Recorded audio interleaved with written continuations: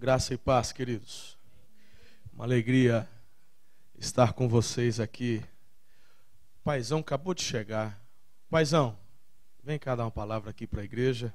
Tem muita gente que não estava aqui no Tadel na quarta. Vem cá, você chegou na hora certa. Como é que você vai receber o pastorzão? Aplaude a Jesus bem forte, querido. Vem.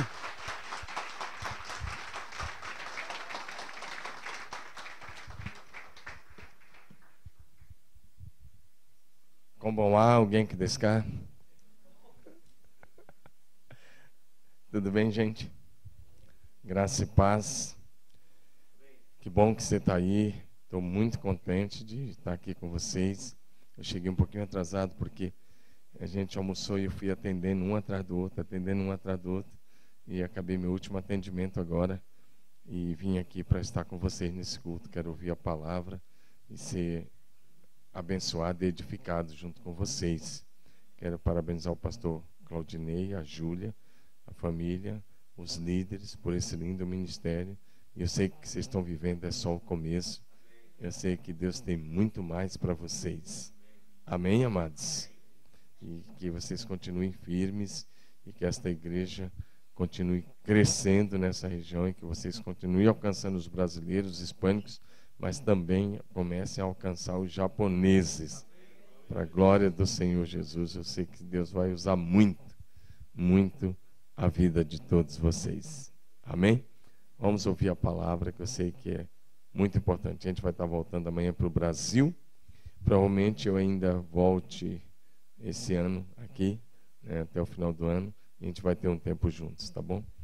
Que Deus abençoe. Vamos ouvir a palavra na dependência do Espírito Santo, que eu sei que Deus tem uma palavra muito especial, né? Nós temos pregado desde terça-feira, né? Começamos na terça. Foi você que pregou na terça? Marcelo na terça, e a gente foi intercalando. O Jetro aqui na quarta. Agora o Jetro está pregando lá e nós estamos aqui. Ontem fomos a Fuji e graças a Deus, Deus tem se movido e nós somos muito gratos ao Senhor por isso. Amém? Não vai ser diferente hoje. O Espírito do Senhor vai se mover mais uma vez. Então receba aí no teu coração aquilo que Deus tem para você. Amém?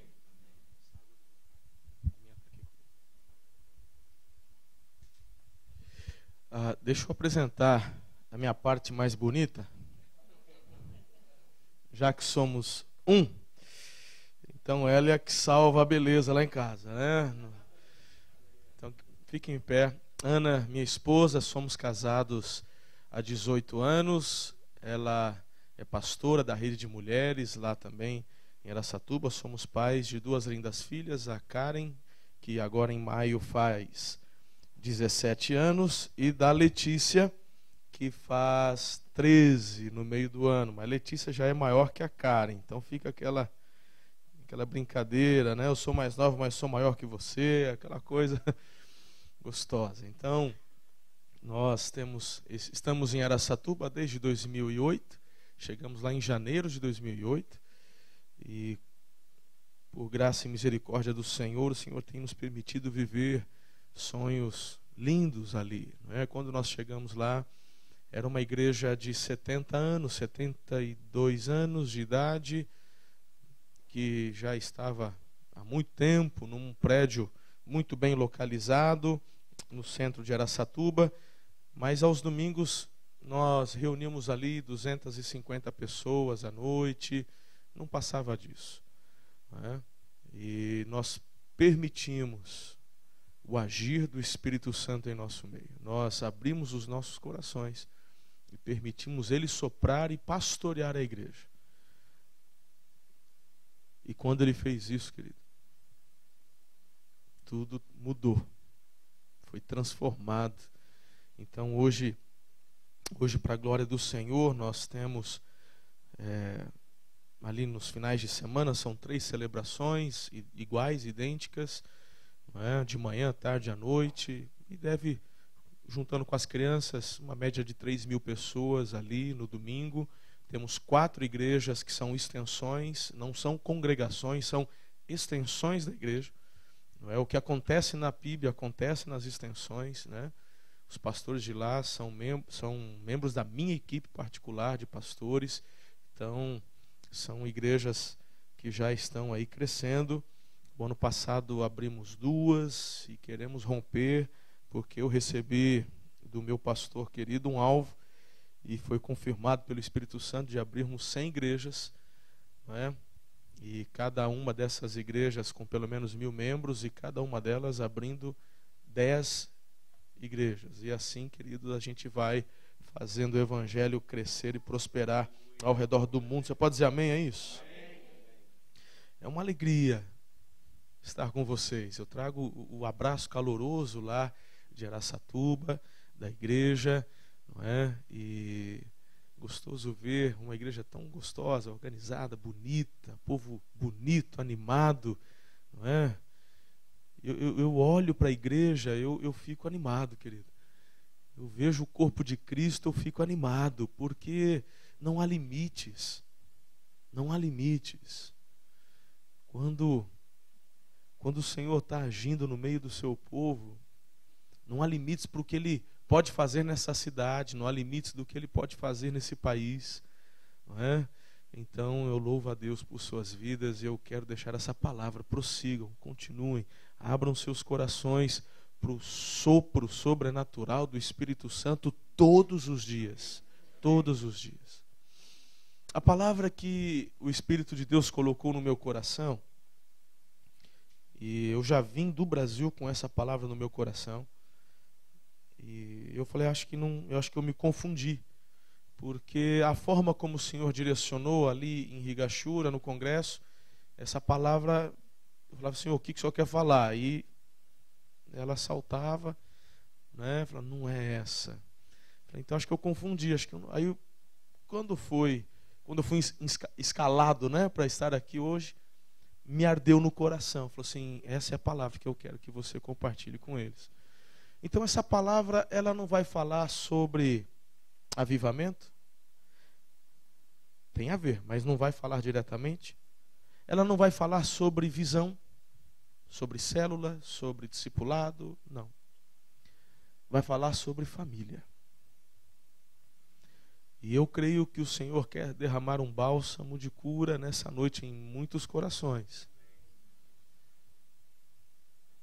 Não somente, querido, na sua família aqui, você, pai, com relação ao seu filho, mas eu sinto no meu espírito que o Senhor vai trazer cura, bálsamo ao seu coração com relação a você, pai, com relação ao teu pai que está longe, não está aqui. Todos aqui, se não são pais, são filhos. Eu quero compartilhar nessa noite o drama de Absalão com vocês. E a luta de todo pai. Eu quero no final orar pelas famílias, eu quero orar por você. Quando eu disse que não tem a ver diretamente com avivamento, mas tem a ver, é porque se você, meu irmão, não estiver dentro do direcionamento que Deus tem para você na tua casa, você não vai conseguir viver um avivamento pleno. Você não vai conseguir sonhar os sonhos de Deus. É a célula máter, criada por Deus. Tem que estar entrosado, tem que estar firme aí, ó, no início, em casa. Você pode dizer amém? Estamos juntos? Tenha sua atenção? Então, eu queria que você orasse comigo mais uma vez, em nome de Jesus. Abaixasse sua cabeça, fechasse os seus olhos. Eu quero que você ore por você. Ore por você.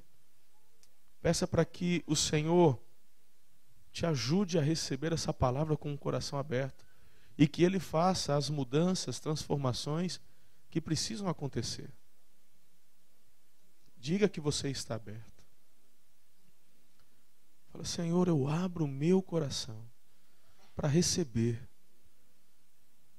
Faz a tua obra, faça a tua obra na minha vida. Eu quero que você ore por mim também, para que nenhuma palavra saia da minha boca sem o direcionamento dEle.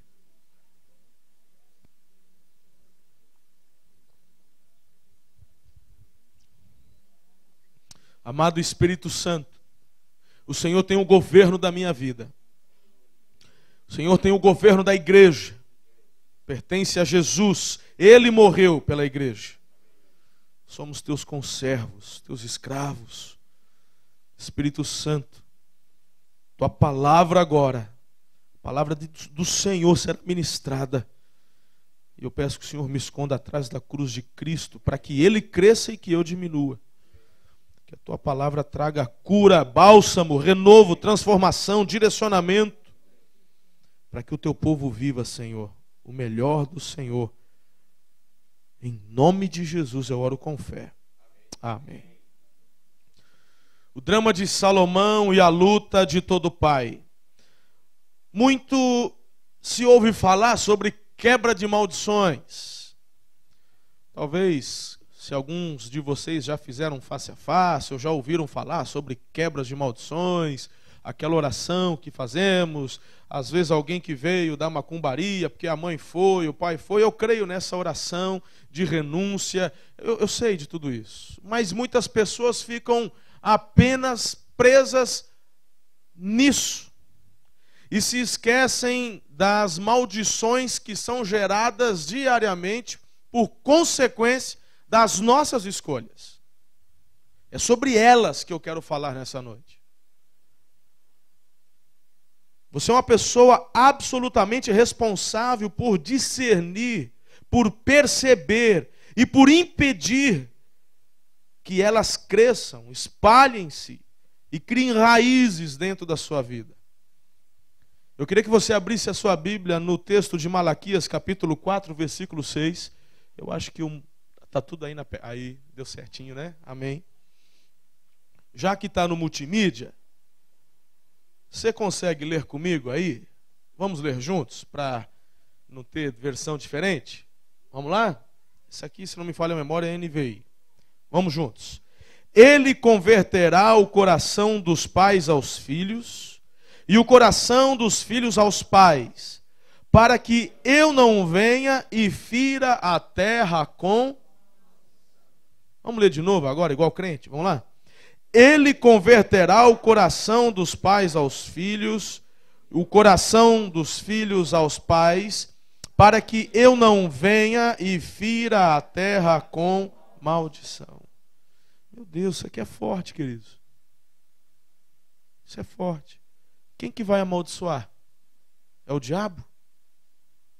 O texto está dizendo. Quem que amaldiçoa? É o diabo? A palavra de Deus diz que ele, como pai, disciplina o filho que ama. E ele está dizendo que a nossa atitude, a nossa escolha, as consequências dos nossos atos trarão juízo sobre nós. Às vezes reclamamos de tudo, das situações, das circunstâncias, e nos esquecemos de observarmos as nossas escolhas, de observarmos as atitudes que tivemos durante a semana. A minha oração nessa noite é que o teu coração, pai, se volte ao coração do seu filho, que o teu coração, filho, se volte ao coração do seu pai, para que cesse, em nome de Jesus, toda maldição. Eu tô me referindo a você que já é pai e que não está vivendo a plenitude do que poderia viver porque tem questões não resolvidas com o seu pai, que talvez esteja lá no Brasil, quilômetros de distância. E isso te impede, querido, de viver o melhor do Senhor hoje.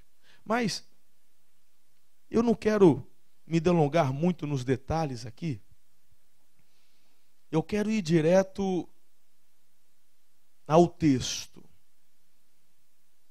O texto é de 2 Samuel, capítulos de 13 a 18. Claro que eu não consigo ler, né? Não posso ler por conta do tempo. Mas eu quero encorajar você a meditar nestes capítulos esta semana.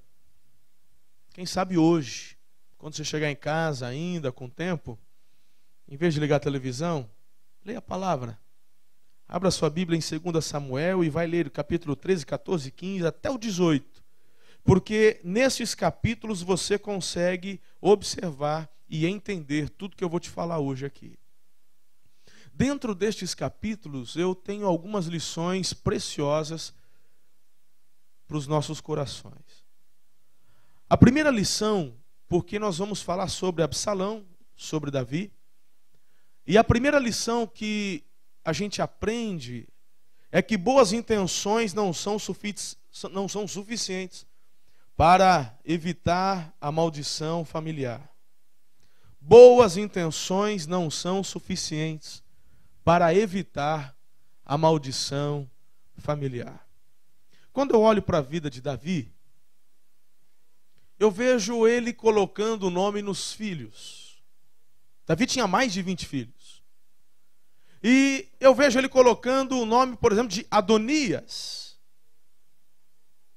E é um significado lindo, aquele que pertence ao Adonai. Adonai é Senhor.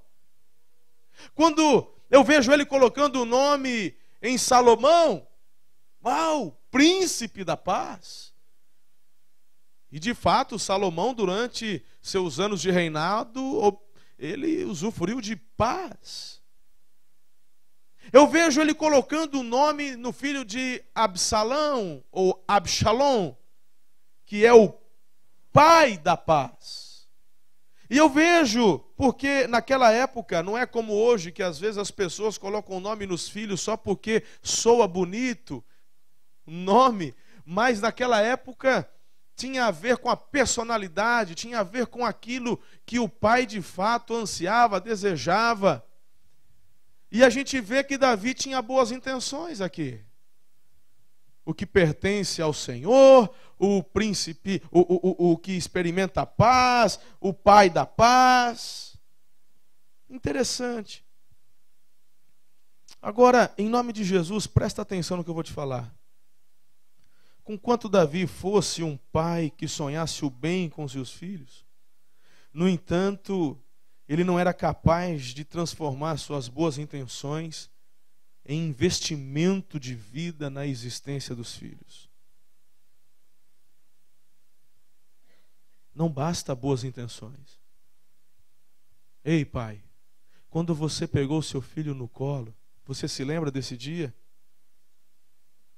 Eu me lembro das duas, da Karen e da Letícia. Eu quero que você faça um exercício agora. Lembre daquele momento quando pela primeira vez você olhou. Eu duvido que quando você pegou o teu filho no colo pela primeira vez, a tua filha, você falou assim: quero mais que você se lasque. Você, meu irmão, provavelmente se emocionou. Os meus olhos encheram d'água. Eu chorei quando pela primeira vez eu ouvi o coraçãozinho da minha filha Karen, naquele ultrassom lá no interior de Minas Gerais. A gente estava no seminário, não tinha plano de saúde, não tinha nada. Era uma maquininha velha que o doutor chegou, jogou um negócio na barriga lá, tal, e aí aquele coraçãozinho rápido, né? Eu lembro que eu chorei. E eu fiz planos, sonhos. Eu me lembro quando da concepção das minhas filhas. Conversando com a minha esposa, nós planejamos. E eu falei: nós vamos ter filhos? Sim, vamos, queremos. Então eles vão ser criados na admoestação do Senhor, na palavra do Senhor. Amém? Amém, amém. Então vamos mergulhar, legal. E eu orei, eu falei: Senhor, eu quero... Quando eu soube que era menina, né? Eu falei: Senhor, que ela seja linda, inteligente e consagrada a Ti. Eu fiz sonhos. Eu fiz planos. Eu sonhei, eu fiz planos com elas. Eu acho que você também fez. Eu acredito que você tenha feito. Mas acontece que Davi não conseguiu colocar em prática. Só boas intenções não foram suficientes para ele viver o seu relacionamento, por exemplo, com Absalão. O melhor. Talvez, querido, é porque ele estivesse ocupado demais, afinal de contas ele era um rei. Talvez porque tivesse filhos demais, eu já te disse que ele tinha mais de 20. Talvez por ser ausente, eu não sei. Eu não sei quais foram as desculpas de Davi. Mas você conhece as suas. Eu conheço as minhas. Se Absalão estivesse aqui hoje e perguntássemos para ele: e aí, Absalão, como é que foi a vida de príncipe, meu? Ele talvez diria hoje aqui para nós: olha, eu tive de tudo, mas o que eu queria era um pai. Não era um rei que eu queria um pai. Eu não queria um homem poderoso, eu queria um pai. Eu não desejava por um general invencível, imbatível. Eu queria um pai. Eu não queria um homem que resolvesse os problemas de todo o reino, eu só queria um pai. Para você entender melhor tudo isso, eu preciso compartilhar com você a história e o drama de Absalão.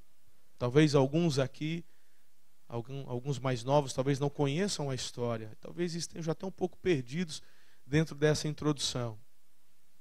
Mas eu vou te contar a história de Absalão agora, para você entender bem tudo isso. Você está preparado? Estamos juntos? Se você quiser colocar mais um ponto nessa meditação, escreva aí: omissão, a porta de entrada da desgraça. Omissão, a porta de entrada da desgraça. O drama de Absalão não começou, queridos, quando ele dividiu o reino, ou quando ele usurpou, tomou o reino do pai. Você já está olhando lá na frente. Eu tenho procurado observar as histórias de um outro ângulo. Há uma mensagem que eu prego sobre José, Judá, seus irmãos, Jacó, e eu vou dando o outro lado da moeda. É da perspectiva de Lia e dos filhos de Lia. E hoje eu quero dar para você a perspectiva do Absalão, para você entender bem todo esse drama. Então a história começa com Aminon. Aminon era o meio-irmão de Absalão. E o Aminon, ele se vê então agora perdidamente apaixonado por Tamar. Quem era Tamar? A irmã de Absalão. Meia-irmã de Aminon. Estamos juntos até aqui? E ele se vê apegado a uma paixão. E ele fala: puxa vida, eu estou apaixonado pela minha irmã, esse negócio não vai dar certo. E ele fica até cabisbaixo, ele fica lá amuado. Aí vem o primo dele. Quem que é? O Abinadab? Acho que é o Abinadab. O Abinadab vai lá e fala assim: o que está acontecendo? Rapaz, nem te conto, hein? Estou meio chonado. Essa é a linguagem dos jovens lá no Brasil. Estou meio chonado na Tamar. Mas isso nunca vai dar certo. Quem não vai dar certo o quê, rapaz? Aí o Abinadab faz assim, assim, assado, se finge de doente. Fala: rapaz, você teve uma boa ideia. Aí ele se fingiu de doente. E a conversa chegou até Davi. Aí o Davi foi visitar o Aminon. Ô filho, que tá pegando? Não sei. Um tal de zika vírus, chikungunya, eu não sei, pai. Tá meio difícil, tá... Mas rapaz, olha, eu estou indo agora adorar, eu vou orar por você, você vai sair dessa. Fala: pai, sabe que eu acho que se eu comesse um bolo que a Tamar faz, eu ia ficar bom. Ela tem uma receita lá da avó dela que só ela sabe. Fala para ela vir aqui, pai. Mas ela tem que cozinhar aqui, porque só o cheiro daquele bolo. Meu irmão, eu estou parafraseando, mas é por aí. Só estou dando uma floreada, mas na essência é desse jeito. O Davi chega para Tamar e fala: vai lá cuidar do teu irmão que ele está doente. Pediu para te ver. Ela vai. E aí ela pega lá farinha, o pote começa a mexer. A Bíblia não diz isso, mas eu estou desconfiado que a hora que ela jogou a farinha, o azeite, começou a mexer, ela deu uma reboladinha, aí o Aminon endoidou. Ele deu um grito para os soldados: sai, sai, sai, vaza. Os servos, ficou sozinho, ele pegou a Tamar à força, irmão. A Bíblia diz. Ela gritava e falava assim: isso é uma torpeza, não se faz isso. Fala com o nosso pai que ele me dá em casamento para você. Mas a Bíblia fala que ele estava totalmente tomado pelo desejo. E sendo ele mais forte que Tamar, diz a palavra, foi aos finalmente. Agora é interessante que assim que ele terminou o serviço, ele foi tomado por um asco, nojo, uma aversão. E a Bíblia fala que o asco que tomou conta do coração dele foi mais forte que o desejo de possuir. E ele falou: sai daqui. Aí ela falou: não faz isso. Meu irmão, não faz isso, porque isso é pior do que o que você acabou de fazer comigo. Ela era virgem, princesa, separada. Ele chama os servos e literalmente ela é enxotada do quarto do Aminon. Ela vai para os corredores. Porque, meu irmão, não era um palácio que morava todo mundo junto, era diferente. O Davi tinha o dele, o Aminon tinha o dele, o Absalão tinha o dele. Entendeu? E ela vai saindo e ela vai pelos andando, mas a Bíblia fala que ela começa a rasgar as vestes, e as vestes que ela tinha eram vestes especiais de princesas virgens. Ela começa a sentir-se suja, impura, indigna. O texto fala que ela pega a cinza e joga na cabeça. Quem que ela encontra? Fala comigo: Absalão. E aí, filhão? Você tem cara que é um irmão que cuida da irmã. Você consegue imaginar algo assim? Dói só de imaginar. Eu tenho irmã. Eu na escola eu brigava com os moleques que mexiam com a minha irmã na escola. O Absalão pega a Tamar e fala: o que aconteceu? E ela abre o coração. A Bíblia não diz, mas eu tenho comigo, que o Absalão começa a confortar o coração dela. Calma, calma, o nosso pai vai dar um jeito nisso. Não vai ficar desse jeito. A Bíblia fala que o Absalão levou Tamar para a casa dele para cuidar da Tamar. Eu te pergunto, o que Davi fez? O que Davi fez?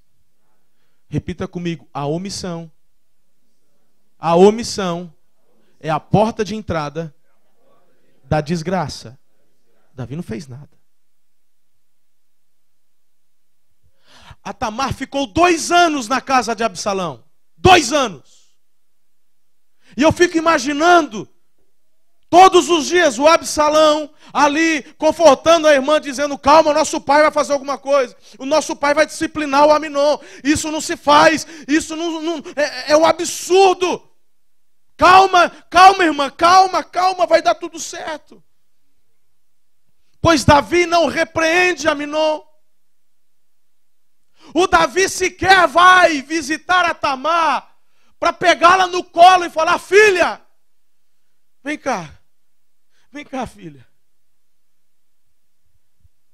Quando eu era pastor de jovens em Tupã, isso acho que foi no ano de 2003, 2004, eu sou ruim de memória assim, de data. Eu era pastor de jovem e ficava onde a juventude, eu gostava de puxar ferro, né? Então eu malhava de segunda a sábado, né? Eu tinha horário e era sábado. E era à tarde, 4 horas da tarde, eu estava lá na academia e estava lá puxando ferro, malhando e tal. Estava com a minha motona, a motona dos meus sonhos, né? Que era uma moto que eu sonhava desde quando eu era adolescente. Deus me deu essa moto, estava lá, estava todo bonitão, e tranquilo. De repente chega a minha esposa, meu celular estava na bolsa, ela não ouvi ela tocando. E ela chegou e falou: olha, você não atendeu o celular, só estou aqui te avisando que eu estou indo para o hospital. O que está acontecendo? Não, a Karen e a Letícia, elas brincando no sofá, a Karen tropeçou do sofá, caiu em cima, quebrou o braço. Meu irmão, eu não vi mais nada. Eu larguei tudo que estava fazendo, eu não vi mais nada, eu corri até o carro. Quando eu abro a porta do carro, a Karen tinha quantos anos na época? 6 anos? 5 anos? 6 anos? Ela estava com aquela carinha de choro, segurando o bracinho, não deu fratura exposta, mas dava para ver o osso atravessado. A hora que eu vi aquilo, irmão, eu não sei te explicar. Eu não sei te explicar. Eu não lembrei de moto dos sonhos, eu não sabia com quem ia ficar a moto, chave. Eu entrei no carro e eu só vi o hospital. E eu fui, e meu coração parecia que ia sair pela boca. Quando eu chego no hospital, eu parei no primeiro lugar que eu vi. Eu não queria saber, eu não queria procurar lugar para estacionar. Eu peguei ela no meu colo. E eu encaixei ela no meu colo.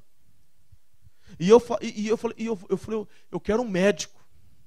E eu vou entrar no hospital. E eu já estava com aquilo na cabeça. Se a mulher invocar e não abrir, eu abro no peito. Meu irmão, eu era bem mais novinho, bem mais fortão. Jovem meio metido a fortão é besta, né? Ainda mais com a filha desse jeito. Eu falei, eu derrubo, vai ser no peito esse negócio. A hora que eu cheguei lá, e ela se aninhou aqui no meu colo, e eu segurando ela, falou assim, eu quero um ortopedista agora. Acho que a mulher viu o vergão vermelho nos olhos, falou assim, é melhor deixar esse homem entrar. E ela abriu o portão, entrei. O ortopedista veio e examinou ela no meu colo. Aí foi tirar a radiografia no meu colo. Aí foram colocar o gesso, e elas engessaram com ela no meu colo.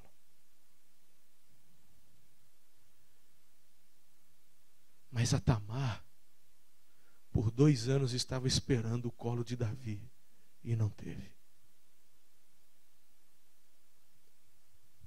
Depois de 2 anos, o Absalão, ele chega para o pai e fala, pai, eu vou dar uma festa. Lá em Israel, na época de Davi, era muito comum, hoje eu não conheço se ainda tem, não sei se o pai sabe, a festa da tosa.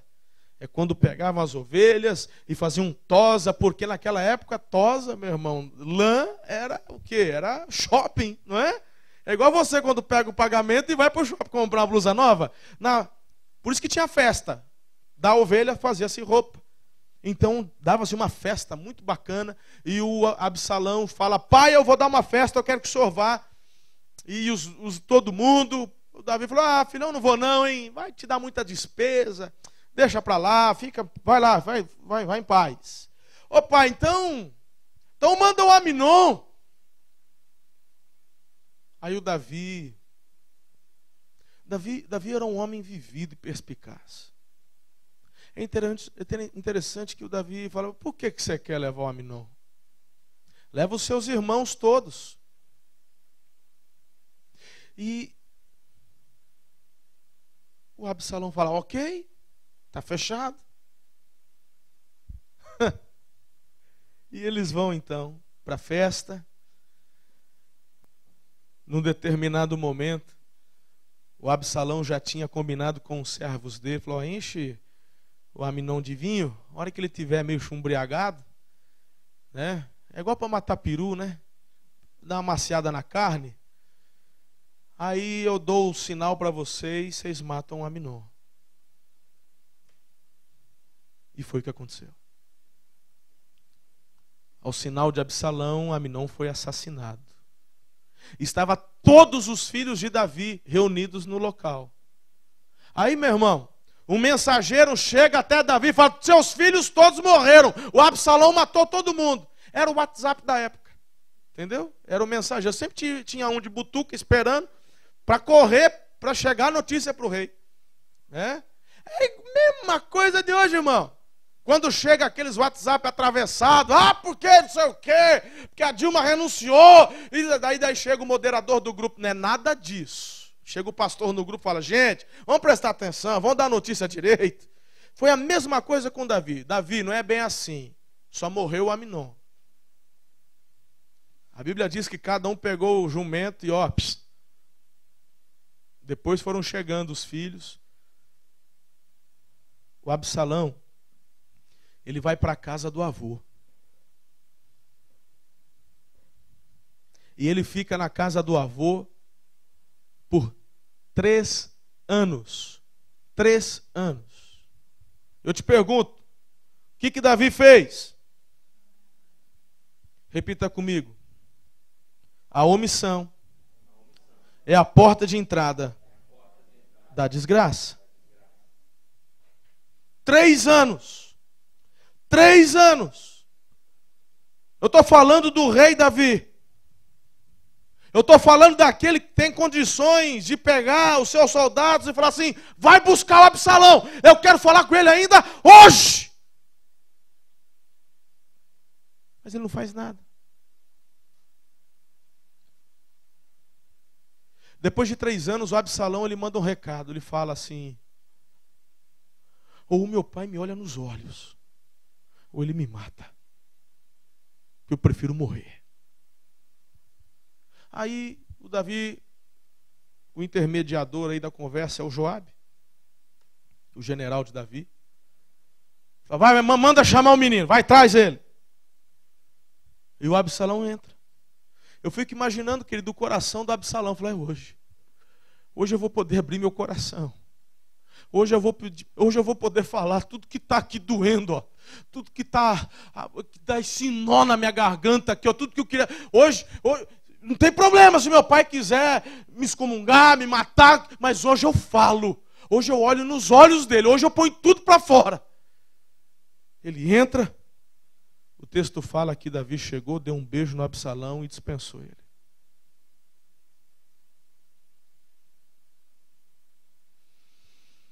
O Absalão, ele faz algo. Ele compra um carro, vai para a porta da cidade. Nessa época, a porta da cidade não é como aqui, que a entrada da cidade é só um negócio bonitinho para inglês ver, porque aqui você entra de tudo quanto é lado. Né? No Brasil é também. Mas lá não. Naquela época, as cidades elas eram fortificadas. E tinha uma porta, só se entrava na cidade por aquela porta. E do lado de fora da porta ficavam ali os anciãos, os conselheiros. Tinha muita gente que não podia entrar, negócios eram feitos ali. O Absalão, ele pega, vai lá no salão da Teresa, manda fazer uma chapinha no cabelo, porque pensa num homem cabeludo. A Bíblia fala que quando o cabelo dele começava a incomodar, ele cortava 2 dedinhos e pesava 1,6 kg. Dá para imaginar? Você achou que teu cabelo era bonito, né? É bonito também, mas do Absalão era mais. A Bíblia fala que ele era um homem lindo, que ele era um homem muito bonito. E ele então pega o seu carrão, vai à porta da cidade e fica lá. Fica imaginando ele no seu Camaro amarelo. Se fosse em Araçatuba, eu falaria assim, ele pegou o litro de tereré, botou ali, só esperando. Aqui pegou um chá verde, né? Pegou uma garrafa de chá verde, botou ali. E aí daqui a pouco começava a chegar a caravana, alguns de algumas cidades vizinhas. Ei, beleza. Onde você está indo? Eu vou falar com o rei, tem umas pendências aí para resolver. Ué, você não está me reconhecendo? Eu sou Absalão, sou o príncipe. Ô, príncipe, desculpa, nem te reconheci. Carrão bonito, rapaz. Chega junto aqui, tem um chá verde para nós tomar. Você está cheio da poeira da estrada, vem cá. Não, seu príncipe, o que é isso? Eu não posso nem... Para, rapaz, aqui nós é companheiro, amigo. Ó, você mora aqui, não paga aluguel, chega.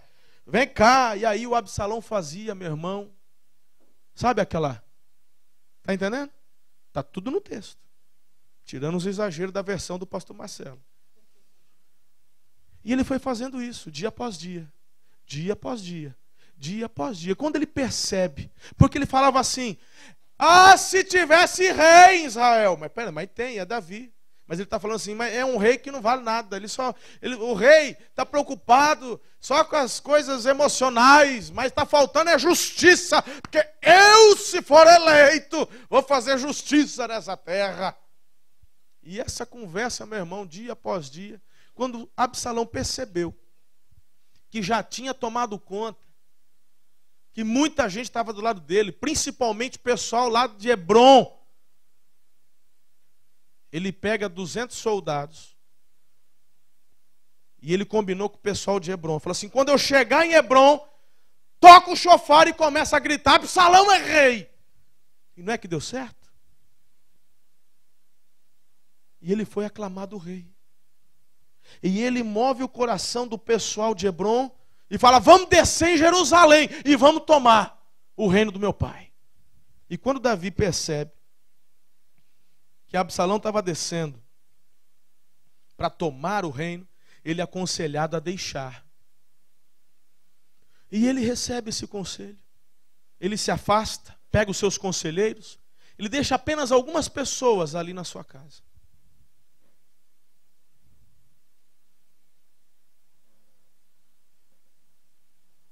Salomão toma o reino do próprio pai. Diga comigo, a omissão é a porta de entrada da desgraça. Eu fico imaginando, nesse tempo, Davi, ele compõe um salmo. Eu tenho uma mensagem nesse salmo. Salmo 55. Eu posso dar o esboço, pastor Claudinei, para ele dar continuidade a essa mensagem para vocês. Quem sabe, se o Espírito dirigir mais para frente. 55, Davi rasga o coração. É um tempo que ele está no deserto. Mas Deus não tinha planejado isso. Deus não ungiu Absalão. E o reinado volta para Davi. Os soldados, os homens de Davi retomam o poder. Mas Davi fala assim para Joabe: não toquem no meu filho Absalão. O Absalão foge. Eu fico imaginando aqueles filmes medievais. Eu gosto muito de filme medieval. Você já viu aqueles... No filme medieval todo mundo tem cabelão. Os homens têm cabelão, não tem?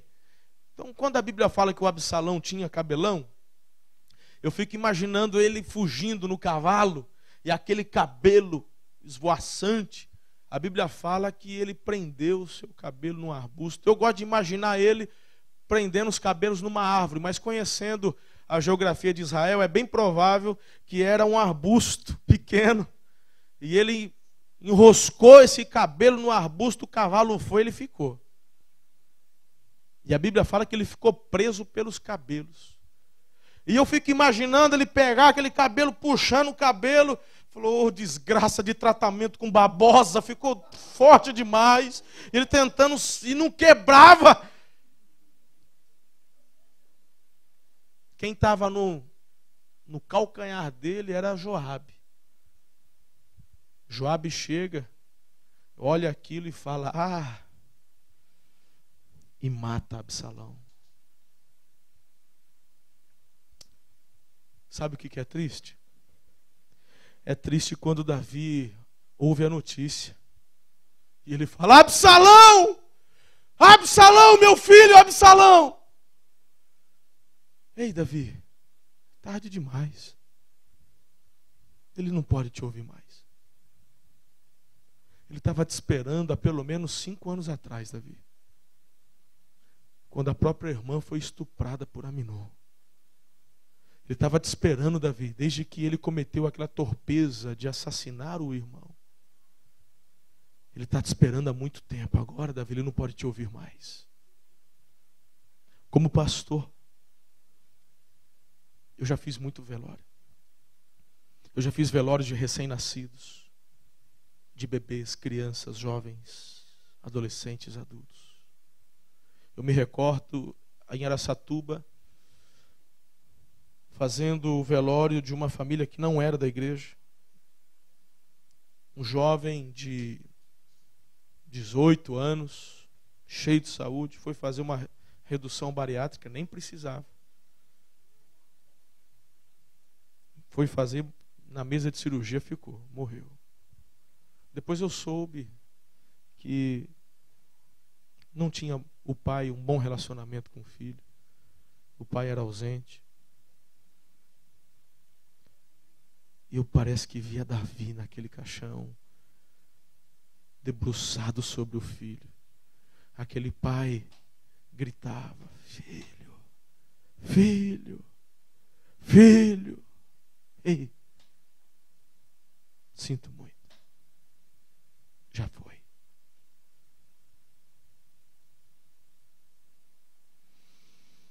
tempo de dizer meu filho já tinha acabado. Sabe?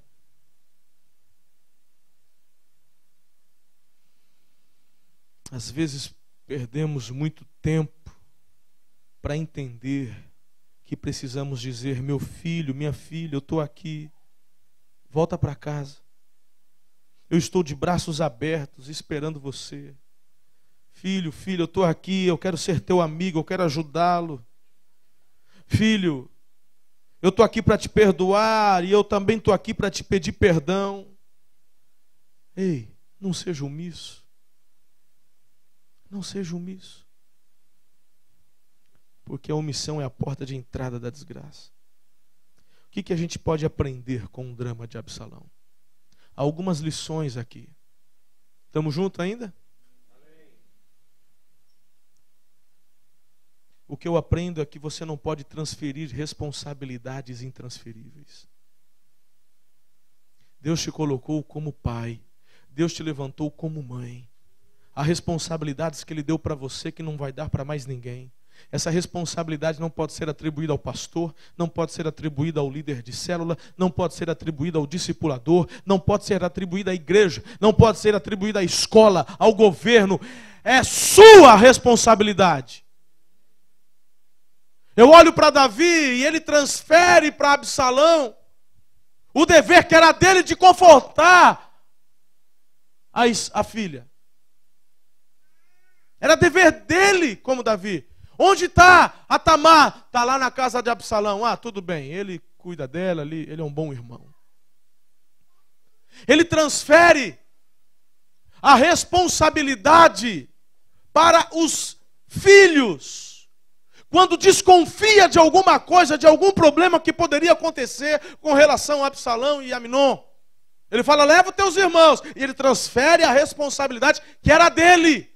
Era hora de o Davi chegar e falar assim: ei, eu estou percebendo algo aqui, filho, vamos sentar, vem aqui, deixa tudo, não vai ter festa coisa nenhuma, vem para cá, nós vamos sentar.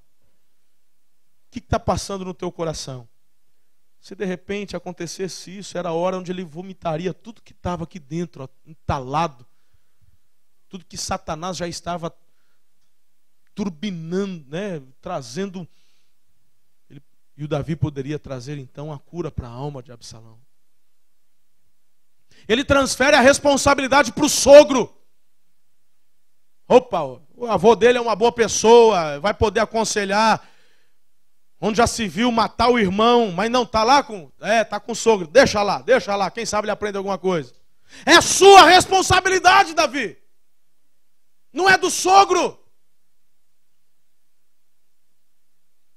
Aí, meu irmão, você chega à tarde do trabalho, cansado, sabendo das intempéries aí de um filho na escola, faltou com a educação com a mãe.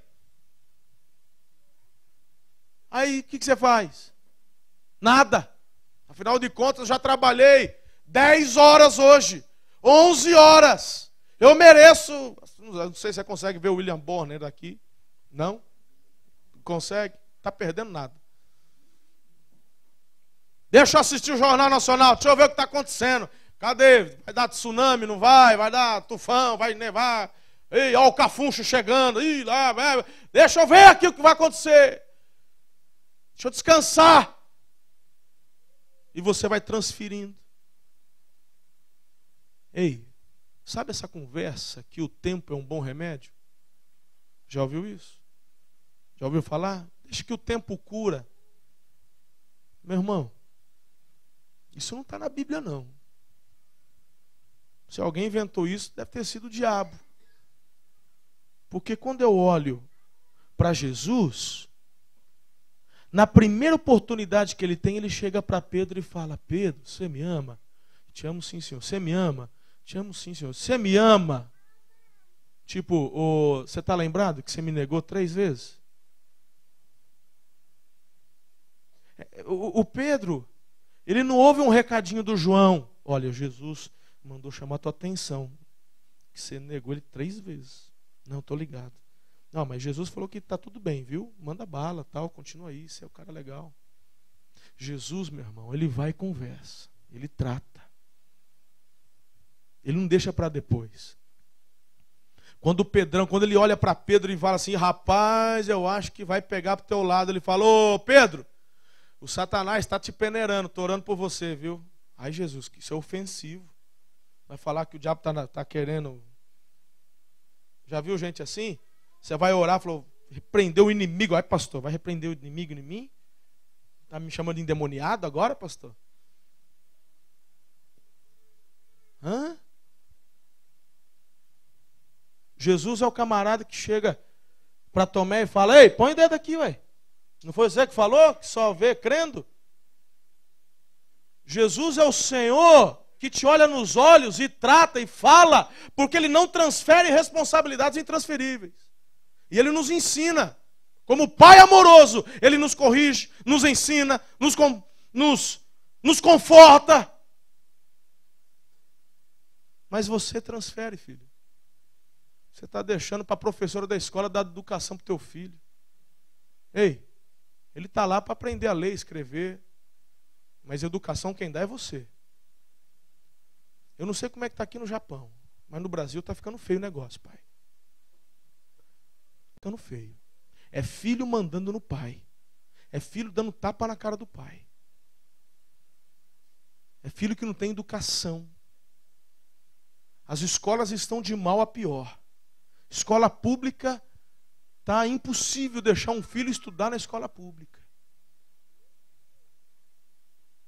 Eu ainda tenho esperança, porque eu estou olhando aqui um monte de criança, está todo mundo quietinho. No Brasil, o pai não sabe o que fazer.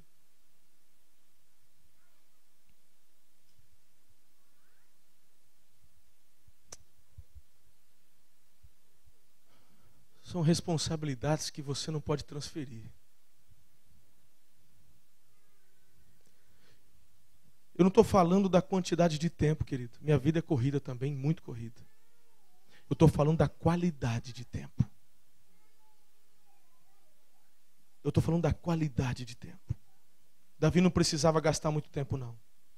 Era só ele fazer o que precisava ser feito. A minha pergunta para você, em nome de Jesus, é para quem que você está transferindo a responsabilidade de administrar a alma do teu filho? Para o avô, para o tio, para o assessor, para o Facebook, para o WhatsApp. Impressionante, né? Nessa era digital, a babá eletrônica, né, gente? É a era da galinha pintadinha. Lá no Brasil, uma desgraça. Pessoal, todo mundo com iPad, aqueles iPad com os negócios assim. A criança é literalmente pastoreada pela galinha pintadinha. O que a criança vê, assistir, que faça ela parar de chorar, então está valendo, é isso aí. Os pais não querem mais parar o que estão fazendo para ensinar. Tem casa que você chega, quando tem filho pequeno, parece que lá em São Paulo tem muito negócio de enchente, não tem? Lá em São Paulo tem certas regiões que dá enchente. Então, em algumas casas em São Paulo, já tem até uns ganchinhos pendurados assim, que se começar a água a subir, eles já pendura, né? Tem pais com filhos pequenos que parece que a enchente, porque não tem nada onde a criança possa pegar, está tudo no alto. Mas por que está tudo assim no alto? Não, porque as crianças pegam. Mas você já ensinou que não pode? Você já pegou, botou, sentou, falou não? Eu lembro quando a Letícia era pequenininha lá em Tupã, 2 aninhos, 1 aninho e meio. A gente nunca tirou nada do lugar, queridos. As nossas coisas sempre ficavam no lugar que tinha que ficar. Ela ia colocar a mão no porta-retrato, falava não. Ela ouviu não, mas ela quer ir. E quando ela chegava lá, eu ia sentar, falava não, esse não pode. Abria o bocão, não tem problema, pode chorar. É bom, limpa os pulmões. Ela levanta, vai de novo, falo não. Aí já mandava um peteleco na picanha aqui atrás. Da 3ª, 4ª, 5ª vez, ela levanta, olha e falava assim, não. Eu falei, isso mesmo, não. Então se uma criança de 1 ano e meio aprende, O que eu posso chegar à conclusão é que está acontecendo o que acontece hoje porque os pais não querem ensinar. A omissão é a porta da desgraça. É tua responsabilidade. A segunda verdade, a segunda lição que eu aprendo com o drama de Absalão é que você tem que confrontar os seus filhos com a verdade. A verdade. É você olhar nos olhos do seu filho adolescente e falar: não, não é assim, não é dessa forma. Teu filho está acostumado, querido, a ouvir sim do mundo. O mundo já diz sim para tudo. Não há limites. Teu filho precisa ouvir a verdade de você. Você tem que falar a verdade. Teu filho precisa de limites. Eu, quando fiz psicologia em Campinas, eu ouvi isso de uma das melhores psicólogas de Campinas. Ela é incrédula, não é crente, não é nada. Ela falou assim: filhos precisam de limites. Filho tem que ouvir não. Mas essa é a geração, querido, que a gente, por conta da nossa omissão, a gente quer balancear isso de alguma forma. Só que a forma é errada. É fazer o que eles querem, é dar tudo o que eles querem. Essa é a geração que quer o iPhone, mas não sabe quanto custa.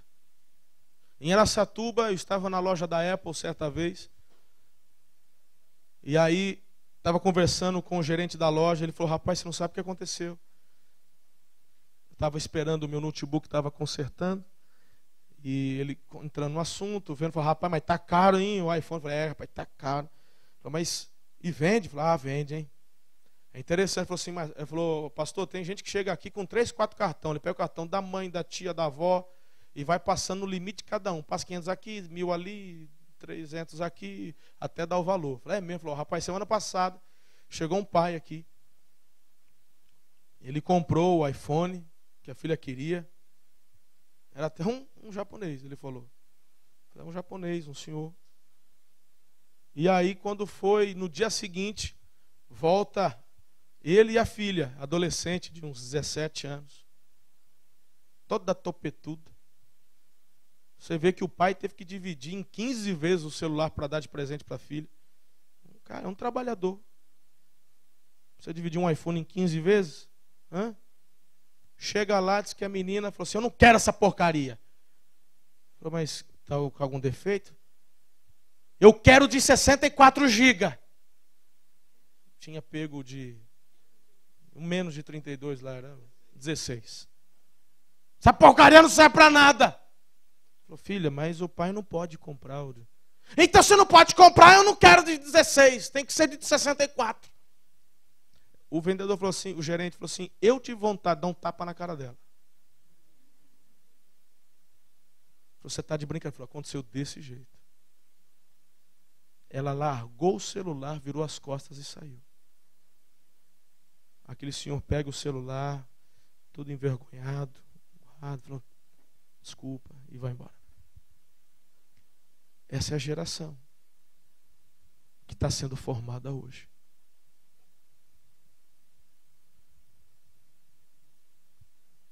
A geração do divórcio, onde os pais separados tentam ganhar a atenção do filho através de quem consegue agradar mais. E essas crianças vão sendo destruídas de dentro para fora. A outra lição que eu aprendo com o drama de Absalão é que você, além de falar a verdade, você precisa olhar os teus filhos nos olhos. O Absalão fala: ou ele me olha nos olhos, ou ele pode me matar. Eu prefiro morrer. Para mim chega.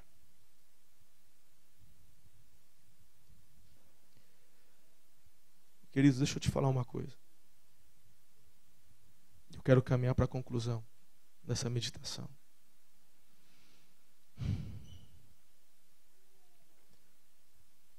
minha filha com 12 anos, eu compartilhei na conferência passada um pouco. Quando a minha filha tinha 11, 12 anos, a mais velha, a Karen, ela teve puberdade precoce. Com 9 anos já era uma mocinha. Puxou a minha família por parte de mãe, né? Ela com 11, 12 anos tinha mais corpo que a mãe. Pensa, já virou um mulherão. 12 anos, um mulherão. E eu entrei em parafuso. Porque na minha cabeça, ela ia virar mocinha com 18, começar a paquerar com 23, casar com 24 e estava tudo certo. Mas não aconteceu desse jeito. E de repente, ela com 12 anos, já não era mais a minha menininha. Você está ligado nisso, como é que é?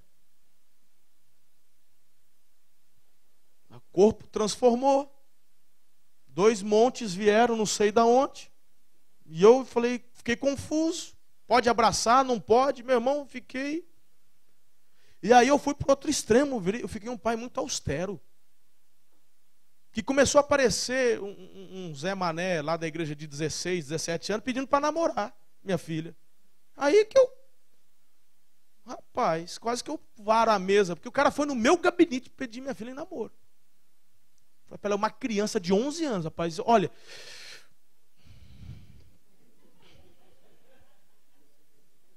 Aí, meu irmão, eu pirei.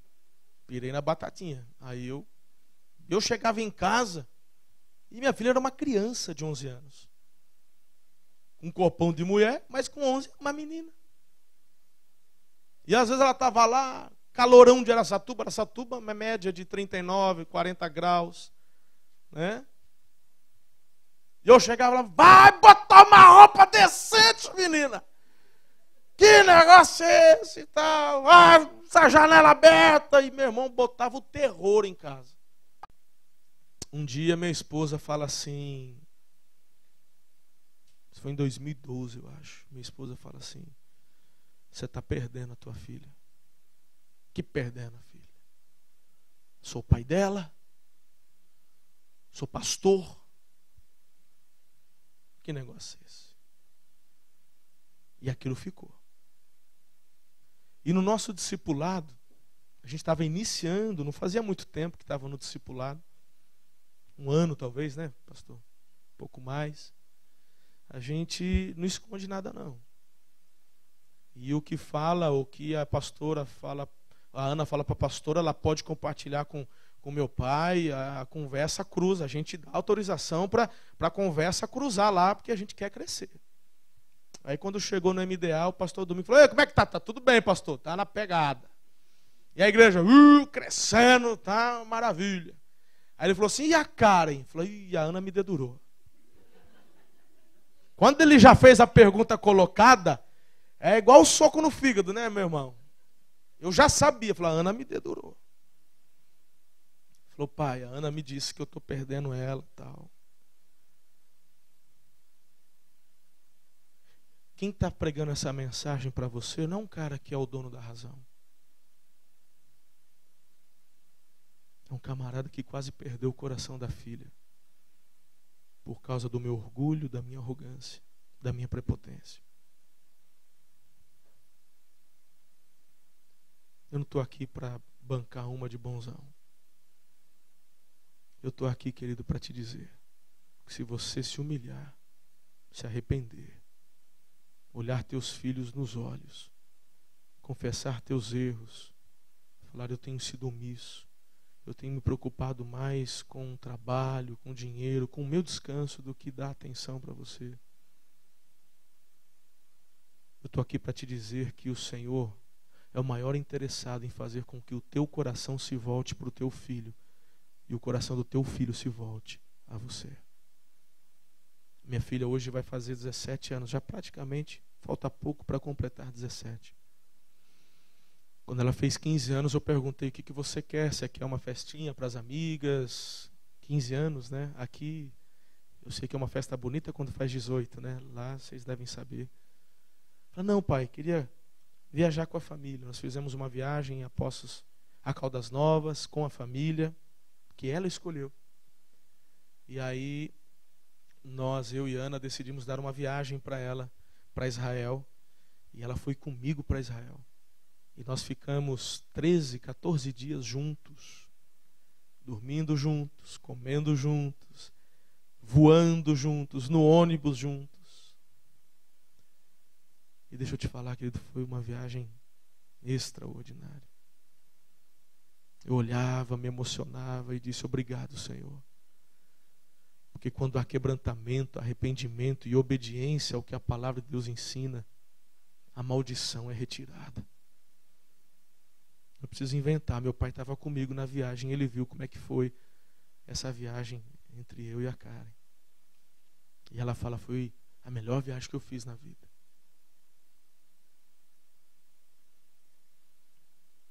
Hoje nós sentamos para poder acertar as arestas. Às vezes, adolescente. Às vezes passamos algumas horas sentados na cama, olhando nos olhos, falando a verdade, chorando juntos. Mudou. Sabe o que é legal? O legal é que o Senhor está tendo misericórdia e eu estou conseguindo não cometer os mesmos erros com a minha filha mais nova. Eu estou crescendo, eu estou aprendendo. Teria mais coisas para eu poder falar aqui nesta mensagem. Mas creio que esse é o recado que Deus tem. Ele quer que o teu coração se volte para o filho. E o teu coração, filho, se volte para o teu pai. Eu sinto no meu espírito que há homens aqui, pessoas aqui que precisam ligar para os seus pais no Brasil.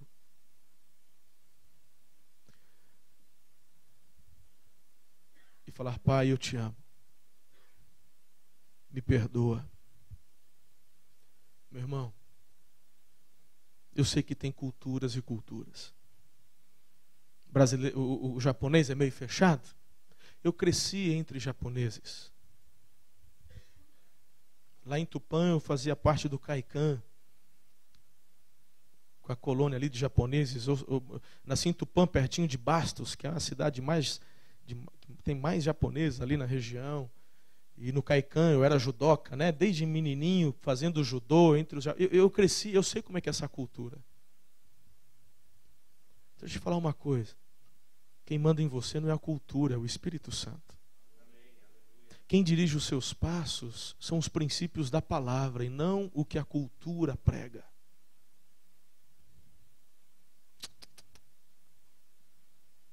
Você vai se quebrantar. E você vai pedir perdão. E você vai liberar perdão. Você vai falar a verdade, vai olhar nos olhos. Você não vai ser omisso. Não vai. Certa vez, eu fiz um acampamento de homens, isso tem uns 4 anos.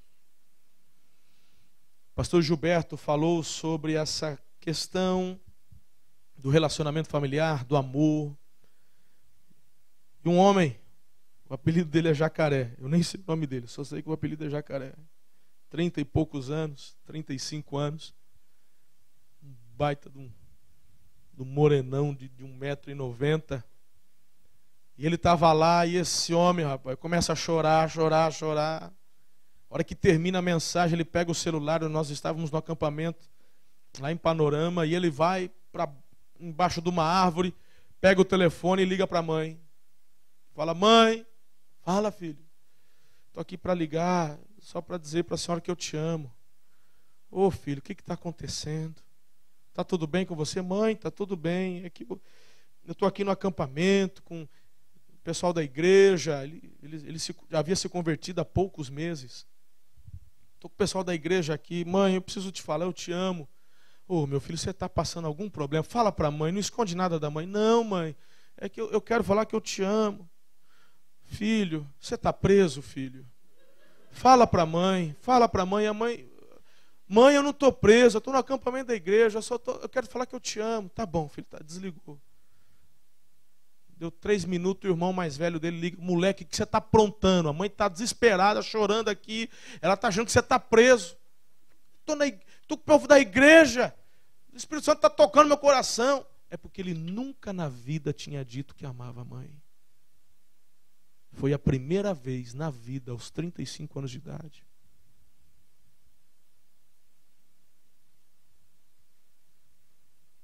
Ele foi curado. Hoje ele está com um filhinho. E desde pequeno, coração curado, ele pode declarar que ele ama o filho. Que ele ama a esposa.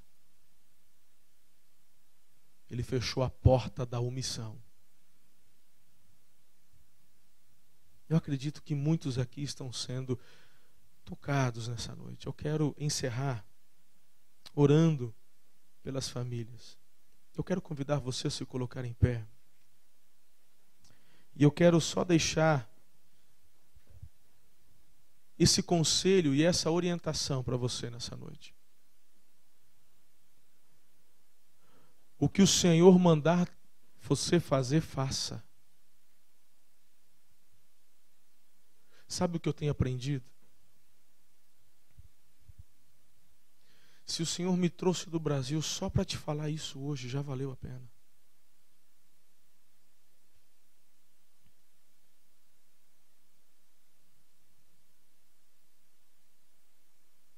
Talvez a tua ligação vai trazer cura na depressão de uma mãe, de um pai, de um filho. Uma ligação. Talvez você acha, pai, que está no controle de tudo. Mas Deus trouxe essa mensagem porque teu filho está a um passo das drogas. Teu filho está a um passo da prostituição. E tudo isso é por conta da omissão. Eu vejo tanto amor de Deus por você que Ele está dizendo: fecha essa porta, filho, que a maldição vai cessar. Teu coração se voltará ao coração dele, o coração dele se voltará ao seu. Desliga a TV. Faça teu culto familiar. Fale a verdade. Olhe nos olhos. Fale em amor. Seu filho precisa de você. Há pessoas aqui que têm traumas.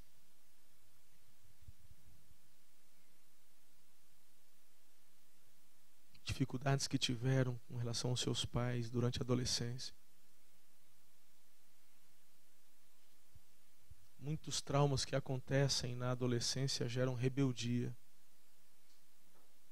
E quando a rebeldia entra no coração também, isso faz um estrago. Mas eu quero declarar cura na tua vida hoje, em nome de Jesus. Há momentos que o Senhor me leva a pregar de uma forma onde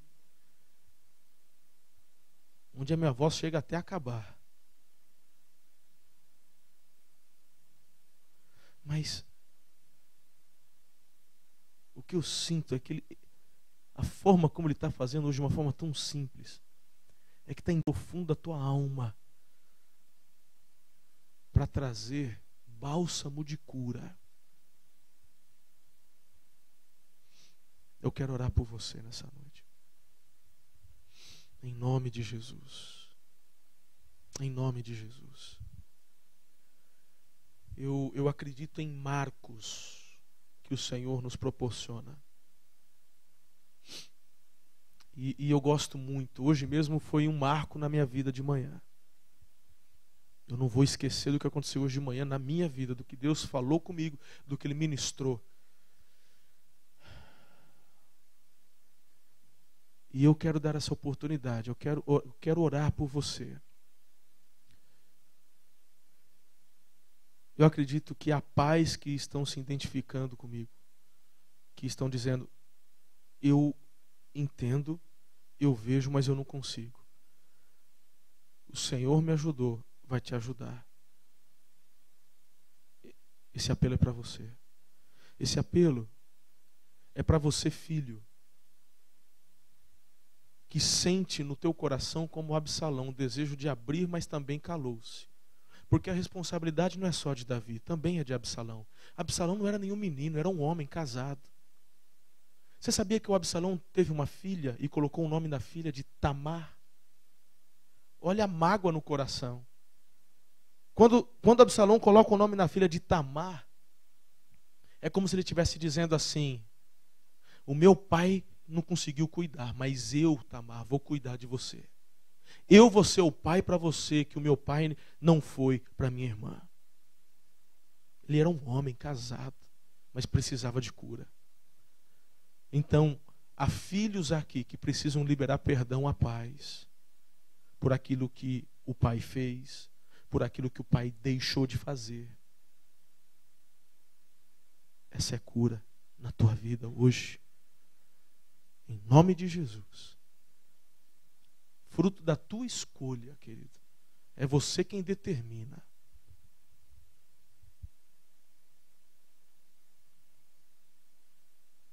Se você está sendo tocado em uma dessas áreas, vem rapidinho aqui, eu quero orar por você. Pode vir.